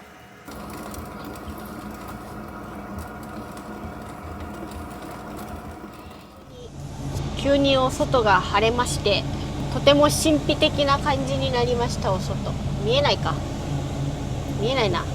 暖かくなってきたからか急に溶け始めたな雪。さあそろそろ準備していきたいと思います。よっしゃ、じゃあ出発します。雪が目の前でした。さっきまですごい雪降ってたんだけど急に晴れた。ちょうどねさっき遊んでたところがここだね。そうそうここすごいね、今日が入ってこれはこれで綺麗。綺麗てか山の方がすごいの。あ、スキー場の方。ほら上。本当だ。そうこんな感じのとこにいました。多分ねここ普段はね普通の公園で、この雪一面のところもちゃんと普通に芝っていうかあれだと思うんだけど、いやすごいのよここ。ここめっちゃ良かったよね。そうよかった。うちみたいにがっつり雪遊びをしたことない人にとってはすごくちょうどいい場所な気がするね。わ、一面雪景色超綺麗だよね。わ、すごいね。なんかねこの先でですね冬用タイヤ規制っていうね、規制をやってるらしくて、なんかね抜けるのにね何十分かかかるみたいな、なんか渋滞らしいんですよね。この先でなんかやってるらしくて高崎までね80分ですよね。なんかよくわかんないよね。冬用タイヤ規制とかやってる。こういうのってなんか雪国あるあるなの。新潟まだね新潟だけど雪がすごい。そう湯沢を今ちょっと過ぎたぐらいかな。関越トンネルは金属チェーン外せてみた。あ、チェーンね。金属チェーン車土田パーキングへ。冬用タイヤ車直進。一体何だったんだろうね。80分の渋滞一体何なんだろう。はい。とりあえずトンネル入ったのでね、なんかねトンネル出口が雪って書いてあったんで水上が降ってるのかもしれないです。はい、今ね関越トンネルなんですけども急に渋滞中です。わおわお。ポンちゃんの上に雪が。わわ大変。なんかねこの先全車両パーキングへって書いてある。これがさっきのあれなんちゃら冬用タイヤ規制ってやつ。こっから強制パーキングですね。強制パーキング。高速道路もこんなあれなんだね。なんか水お湯これなんだ、水なのお湯なの。でもなんか凍らせないようにしてんだろうね。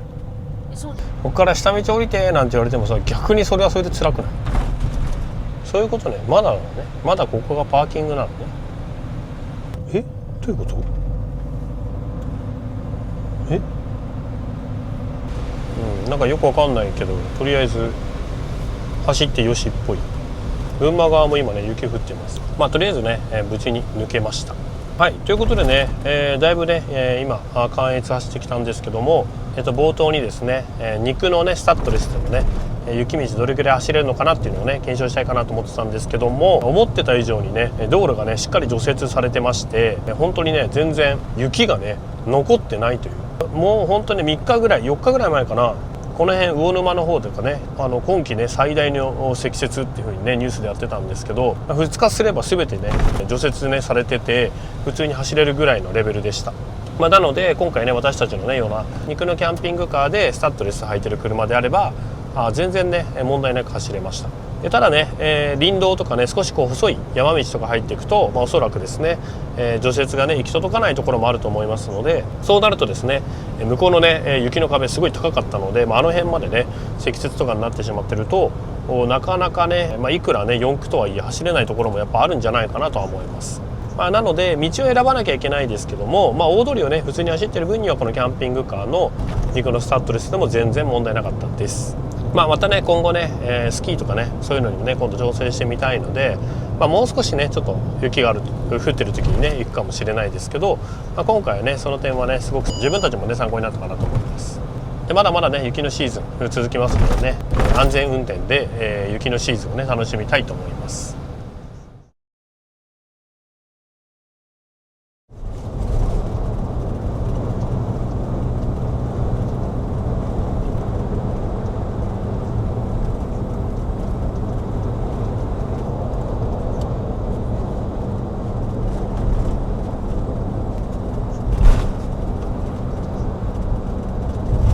久々の夜出発。確かに最近日中出発多いから。最近近いとこ行ってたからね。今回も言うて100キロぐらいだけどね。そっか、割と近いは近い。人生初のウィンタースポーツ。そう、初めてのスノボをやろうっていうことになったんだよね。パパもやったことないスノボにしてもさ、高かったねウェア。いやほんとよ、ウェアとゴーグルとかさ、あとスノーブーツ。まだボードやったことがあるわけじゃないから、そのボードの板と靴は持ってないじゃん。買ってないけど、大体それ以外みんな揃えたじゃん。揃えた。それ以外を3人分揃えたらとんでもない金額になって、本当よ、びっくりした。もうねお会計の時にびっくりしたもん。こんな行くのみたいな。なんかお金かかるよっては言われてたから、なんかほらある程度覚悟してたけど、でほらサイズとかあるじゃんスノーウェアって。あるある。だからあんまりこうさ、なんかネットっていうかさアマゾンとかさああいうので買うのもさサイズが分かんなくてさ、着てみないと分かんないそうんもね。高いから余計に怖いしさ、だからさ普通にねヒマラヤとかさああいうワールドワンとかああいうとこ行ってさ、買ったけどとんでもない金額になって。いや本当よ。だから多分こういうのをねもともとやってなかったから多分うちお金かかんなかったんだよね。いやお金かかってないと思う。うちどっか旅行行くとかもあんまなかったもんね。だから多分お金使わなかったんだよね、からのキャンカーに乗ってからあれやこれややるようになって、なんか意外といろんなことにお金かかるなって。でもそれを考えたらいろんなことやるからこそキャンカーあった方がまだ安上がりかもしれないね。宿取んないから。確かに。しかもこう全泊ができると思ったらそういうところもすぐ気兼ねなくチャレンジできるし、さっと行けるしね。今回みたいにねスノボ行ってみるみたいな会話になってさ、行きますみたいな感じで行けるじゃん。そうだね。だからそういうのも踏まえると本当楽だよね。だから今日も近くまでとりあえず行って、で今日は道の駅かどっかで車中泊しといて、で明日朝からスキー場登って。だから怖いのは雪だね。凍結だね。凍結だね。一応だからチェーンを積んでるけど、なるべくね使うようなシーンがないのが一番いいんだけど。スコップも買ったし。そう、とりあえずね冬装備もできたから大丈夫かなと。あんまり安心しきらないで注意してね。とりあえずは進んでいこう。めっちゃ曇ってる。ちょうどもうここだ出口。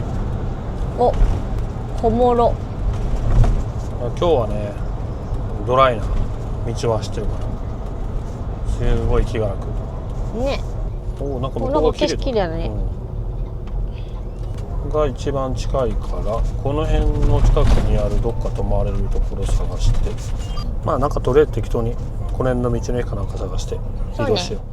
無事に到着。ふーちゃんもう早くご飯食べたいね。一掃除機かけよう。毎回ここね汚れるから。じゃあご飯食べよう。ちょっとお湯沸かしちゃおうぜ。今日お味噌汁も買ってきてるから。一回じゃ無理なんじゃない？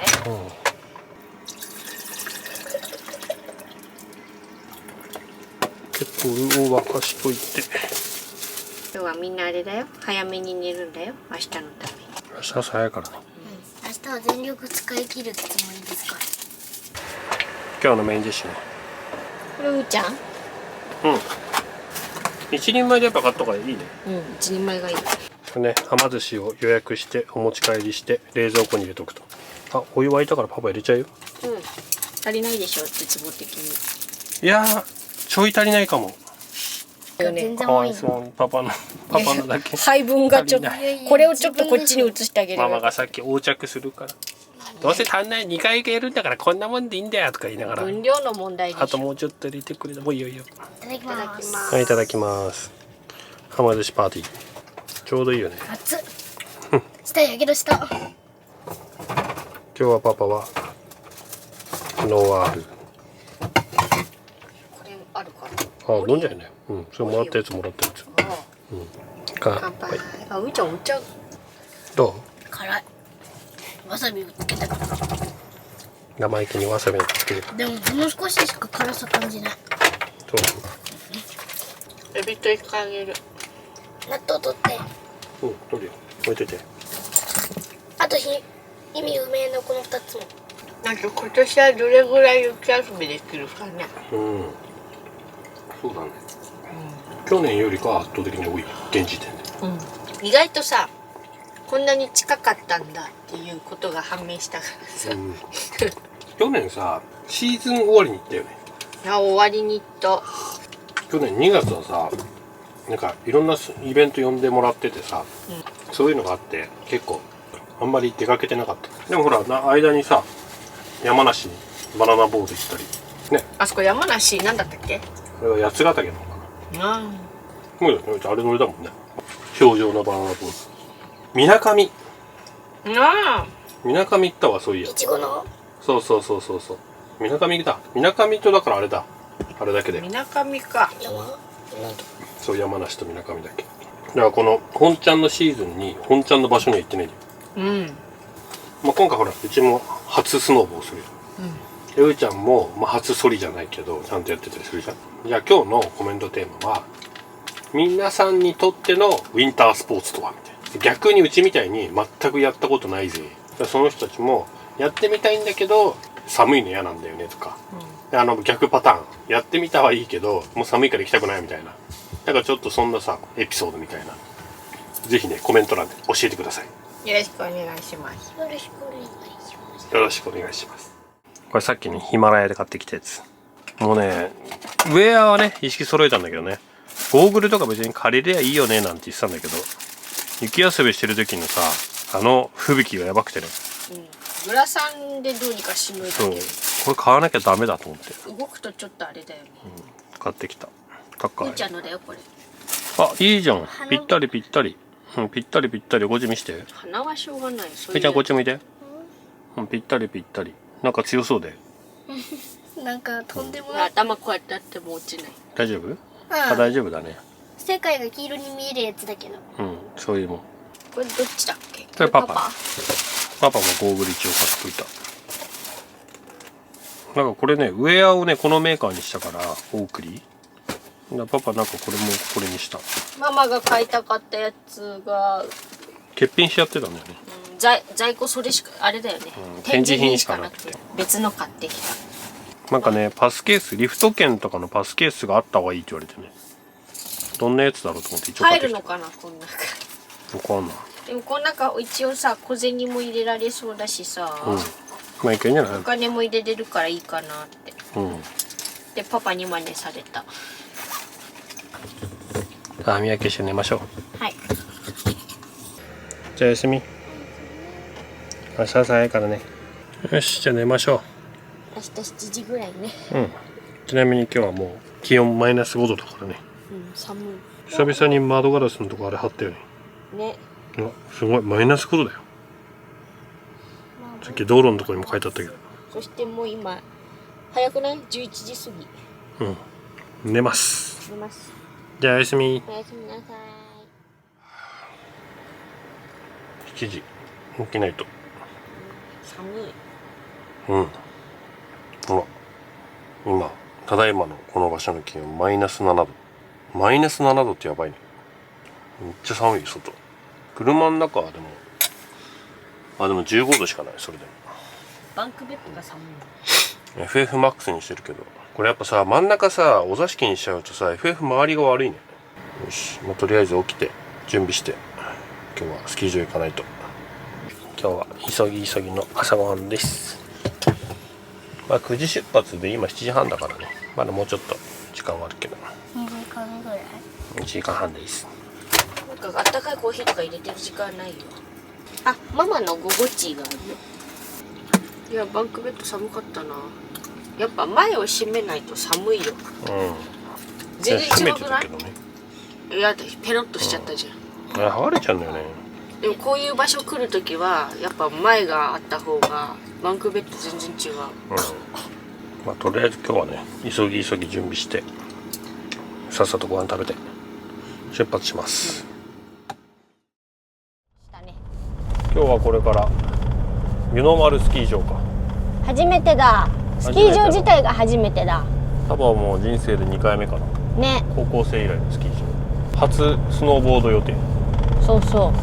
なんかでも天気良くてよかったね。ね昨日までほら全国各地さもう吹雪ですごかったんでしょ。うんうん。まあ山の上はわかんないけどね、こっちはね。そうなんだよね。今下は晴れてるけど、まあそんなこんなで今日は初めてのスノーボード予定。ちゃんと滑れるかどうかはねわからないけど。やってみて。まあもしかしたら、ね、その辺の本ちゃんの様子はサブチャンに上がるかもしれない。サブチャンネルね、うーちゃんちっていう最近ね開設した。そうですね。概要欄に貼ってある本ちゃんの様子が上がるかもしれないんで、それはそれで見てもらえると。メインでは最初と最後ぐらいしか多分出てこない。はい、これをね左に曲がると湯の丸スキー場の坂。ここ雪だったら結構厳しいと思うけど。そうだね。上の方がどうなってるかだよね。下はこんな感じだけどさ、なんだかんだこれさ12キロ登るからね。あ、そうなの？そう、結構登んのよ。結構登るから本当に上の方ってどんな感じなんだろうっていうね。ここら辺はねまあ全然ね雪もないしあれだけど、確かに確かにここだけ心配だよね。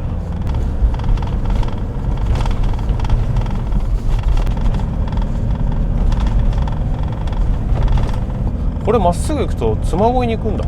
あ、そうなんだ。あ、なるほどね。嬬恋やばいよ。嬬恋はハードよ。でも昨日がピークだったんじゃない？いろんなところがわかんないけどね。でも昨日もほらもうだいぶ溶けてたじゃんまだ、一昨日に比べたら一昨日がやっぱ一番ピークだったよ。降った日だったから。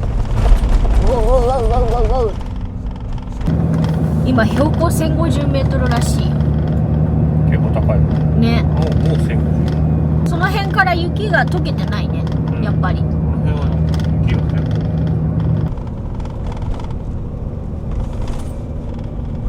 すごい雪になってきた。今標高どれぐらいなんだろう。今1300。怖いのは日陰だね。ほらほらこういうさ凍結してる。まだ凍ってる？まだあと 3.6 キロある。きつい。もう1450メーターだ。もう1000。でもさっきの1000から登ってきたように感じるけど、まだ400メーターしか。450メーターね。あー、本当だ。道が狭くなってきた。ハードだね。すごいね。いやここはなんかすごそうだね。あ、でも溶けてそうだよ。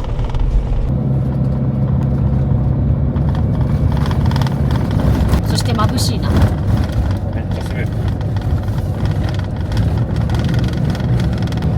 国立公園ね、上信越高原国立公園って書いてあった。残り 1.2 キロ。いやーこれもきついね。お、もう全面雪。わあ、真っ白。すごい真っ白だ。すごいすごい。で一応この辺かな。スノーボードスクール。トレーニングジム、宿泊施設。あ、着いた。ゴール。着いた。すんげえ。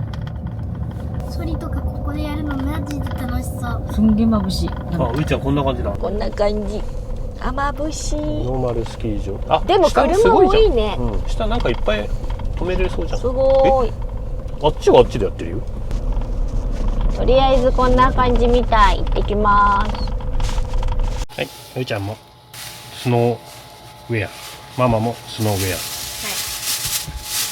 全身着替えました。飲み物2本持ってきた。パパのスノーウェアとカメラ。はい。今日はこれでいこう。よし、オッケー。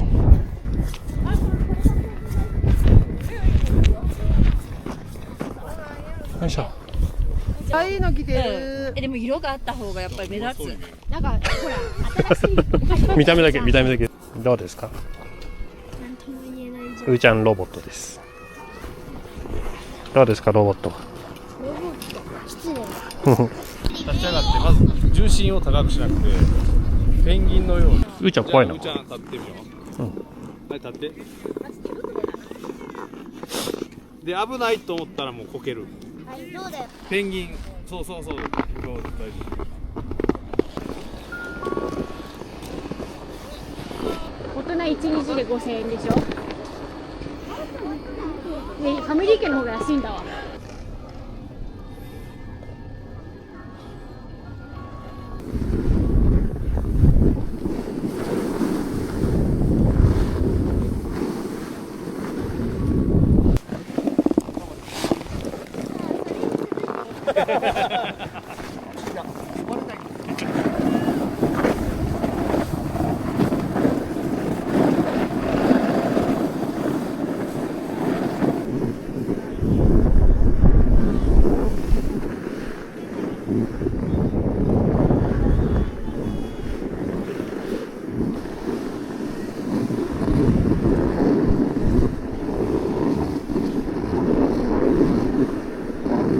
いやー、おいでおいで、いいよね。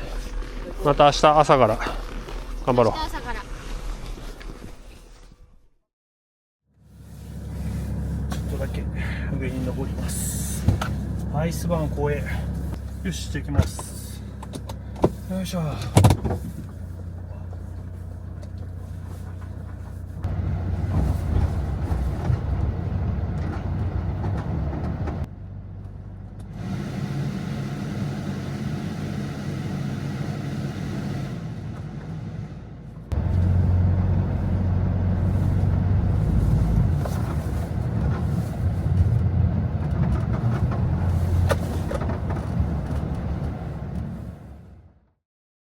無事にね、スノボから帰ってきました。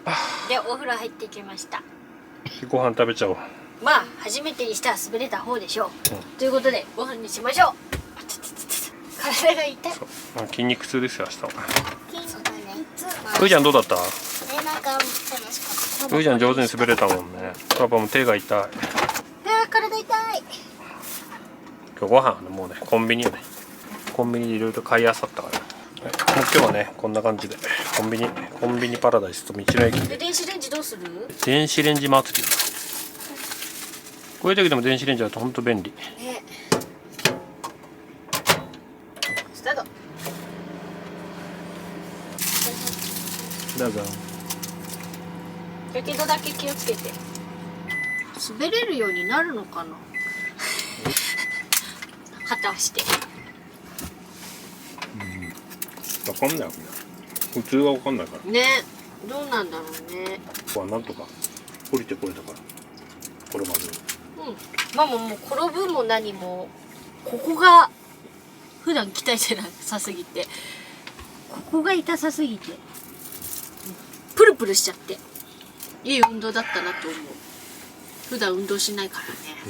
なんかいろいろやりたいなとは思う。なんかバドミントンとかああいうのもやりたいなって思っちゃう。やばい、寒すぎる。寒いね。今ね、室温はね14度なんだけど、外気温がやばい。こちらです。マイナス10度。現在地。マイナス10度だよ。くっそ寒いよ。さすがに前つけたね。うん、つけた。久々につけた。ちゃんと。寝るときはうん。ここを開けて寝ることに。ここ開けないとね、出口下が FF だから、FF が回らん、やっぱり。こんだけ寒いとね、きつい。で、パパは寒すぎて、もうコーヒーを飲む。どうしようか。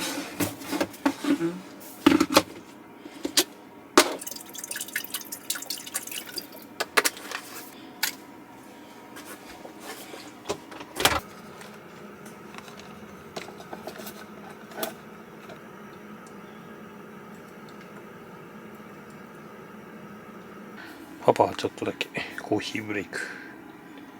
あ、疲れた。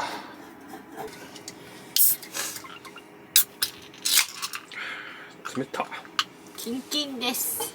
外マイナス10度だからね。激寒いよ。まあ経験したことのない寒さだよね。マイナス10度って。お疲れ様でした。乾杯。乾杯。冷蔵庫のキンキン具合も半端ないね。パパ半ズボンだから。自分が悪いよ。それは自分が悪いよ。ママ持ってく。ほら半ズボン。かわいそう。ママはちゃんと前に持っていくって衣替えの時期に聞いたら、いらないよ。半ズボンで十分って言ったからね。かわいそうパパ。かわいそうだと思ったって自分で持っておいでよ。外はマイナス10度なのに半ズボンで過ごしてんだよ。もう FF から足が離せんのよ。じゃあ我が家もこれを飲んだら寝ます。おやすみなさい。まだ8時だけどね。うん。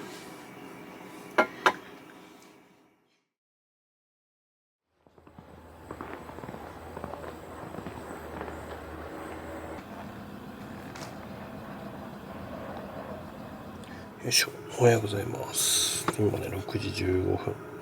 外気温がねマイナス12度。車の中は20度ぐらいあるけど。よいしょ。外めっちゃ寒そう。綺麗だけどね寒そうだよね。ここでちなみにトイレ。よいしょ。はい、みんな朝ですよ。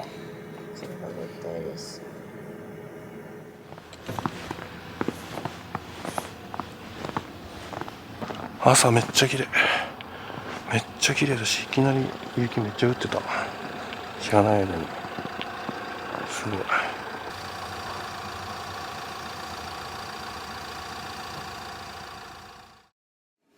ふーちゃんもおはようございます。ふーちゃんも今日早起きだね。じゃあもうささっとご飯食べてスノーボー行く人行きます。頑張りましょう。こちらは筋肉痛です。筋肉痛です。背中ってか肩、肩甲骨周りが筋肉痛だよね。なんか足はまだなんか平気。意外と。パパ腕だけだな。肩甲骨周りがすごい筋肉痛。車のガラスが凍ってる。これ内側のガラス。すごい。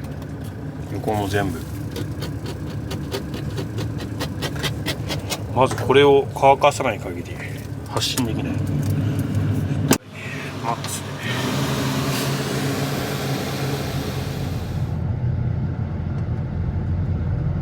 さあどうでしょう。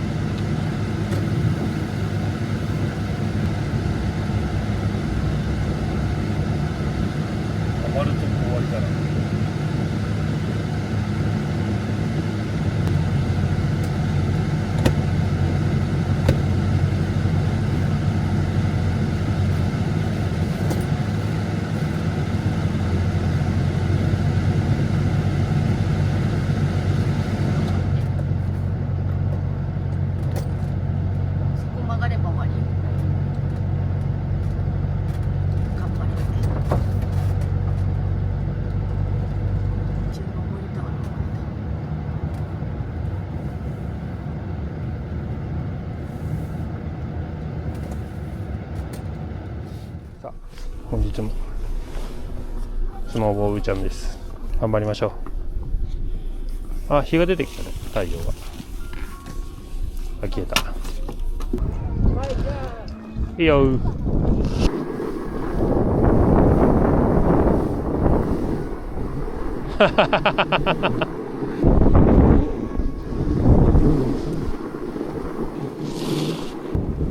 そうそうそうそう、上手上手上手。ゆっくり止まってごらん。そうそうそうそう。オッケーオッケーオッケーオッケー。上手上手。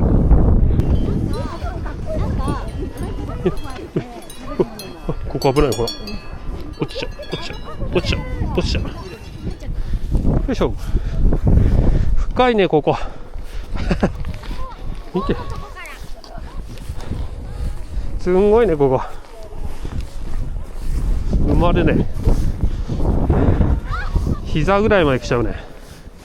よいしょ。うーちゃん持って終わっちゃうね。よいしょ。よいしょ。無事帰宅。よし行きます。ここが一番あれ怖いよね。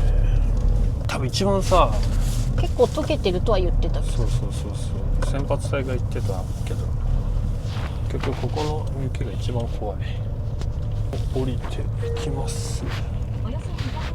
まあ朝よりかは確かにいいかな。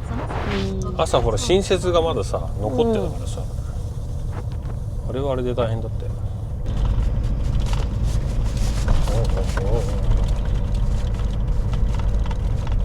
ほんでこれを右か。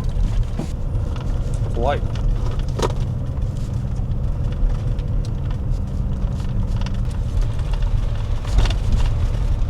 いや怖いねここ。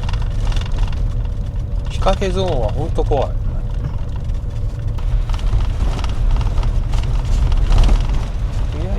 いや怖い。俺怖えな。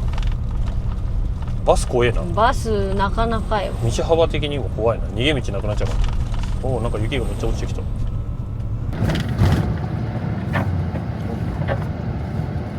まあとりあえずね、今回初めてのスノボーが無事にまず到着できたところで、今回の雪が多分今までで一番過酷だったんじゃない？過酷だった、こんなに積もってるとこ行ったことない。おお、すごい。そう、坂もさこんなに勾配なところ来たことないじゃん、雪で。でなおかつスキー場なんて初めてじゃん。肉のスタッドレスが結構ガチな雪のところでも走れるかどうかっていうのが今回が一番分かったんじゃないかな、今までの中で。思いっきり多分ブレーキ踏めばそれは滑るんだけど、でアクセルも思いっきり踏んじゃったら滑るんだけど、すごいゆっくりブレーキ踏んだりゆっくり加速する分には意外とね、そんなねダダ滑りはしない。今回はチェーンを巻かずに行ったね。ただねチェーンはねもう後ろの席に置いてある、すぐ出せるよ。うちのはね布製のチェーンなんでワンポイントでね使えるから、まあとはいえやっぱね安全運転は大事ですけど、なんで、まあ、四駆に比べたらそれはね四駆の方が安心感はあるけど、肉のダブルタイヤで FR ですね、後ろの駆動の車でも意外とねスキー場は全然行けちゃいました。アドリアがいた。